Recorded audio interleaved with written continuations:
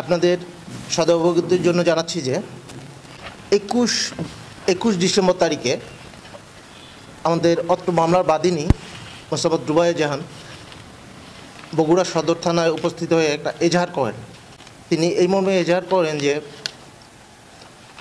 গত 5ই ডিসেম্বর তিনি রাত 1টার দিকে যখন তিনি ফেসবুকে কাজ করছিলেন, তখন তারই এক বান্ধবীর ফেসবুক থেকে একটা মেসেজ আসে যে ওয়ালটনে একটা এক্সচেঞ্জ অফার চলতেছে, বিশেষ ডিসকাউন্ট এক্সচেঞ্জ অফার চলতেছে। তো তিনি সরল বিশ্বাস এবং ন্যাচারালি তিনি তার বান্ধবীর কাছে সেটা সম্পর্কে বিস্তারিত জানতে চান। তখন মেসেঞ্জারে তার কাছে একটা ফর্ম পাঠানো হয়। ফর্মে তার নাম, ঠিকানা, মোবাইল নাম্বার এবং ইমেইল আইডি চাওয়া হয় এবং পাশাপাশি একটা লিঙ্ক পাঠানো হয়। তো উনি সরল বিশ্বাসে উক্ত লিঙ্কে ক্লিক করেন।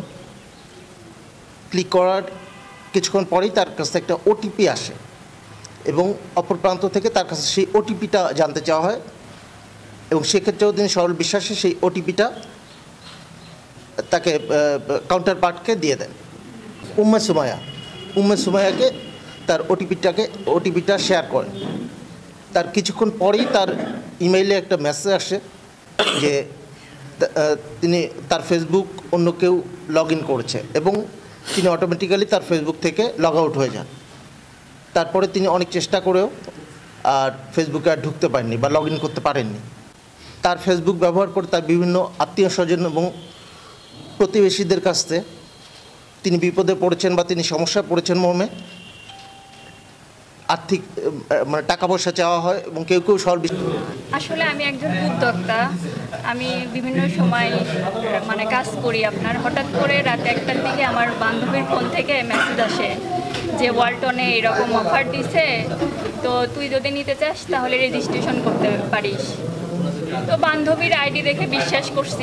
বিশ্বাস করার পরে ওকে রেজিস্ট্রেশন করার জন্য আমার ফোন নাম্বার, তারপর আমার নাম, এগুলো সব দিয়ে দেওয়ার পর বলতেছে যে তোর কাছে একটা ওটিপি যাবে, ওটা একটু দিয়ে দিস। তারপরে ওটিপিটা দিয়ে দেওয়ার পর রাত 1টার ঘটনা।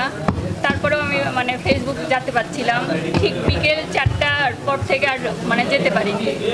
তারপর যেতে পারিনি, সবাইকে ফোন দিয়ে বলে দিচ্ছিলাম যে এরকম হয়তো আমার আইডি হ্যাক হয়েছে, কেউ জানো তোমরা টাকা পয়সা চাইলে দিও না। এদিকে আবার আমাকে ফোন দিচ্ছে আত্মীয় স্বজন যে তুমি কি আমাদের কাছে টাকা চাচ্ছ। আমি তখন বললাম যে না, আমি তো টাকা চাইনি, আমার আইডিটা হ্যাক হয়েছে। তো তখন আমি থানায় একটা জিডি করি। জিডি করার পর এখানে টিভি আসি। টিভি আসার পরে আমাদের যে নাজমুল স্যার, উনি অনেক সাহায্য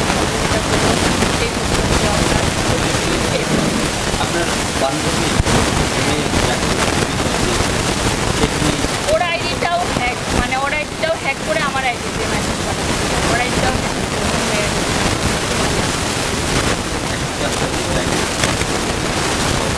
এখন ফেরত পাইছি বলতে যে ঠিক করা লাগবে।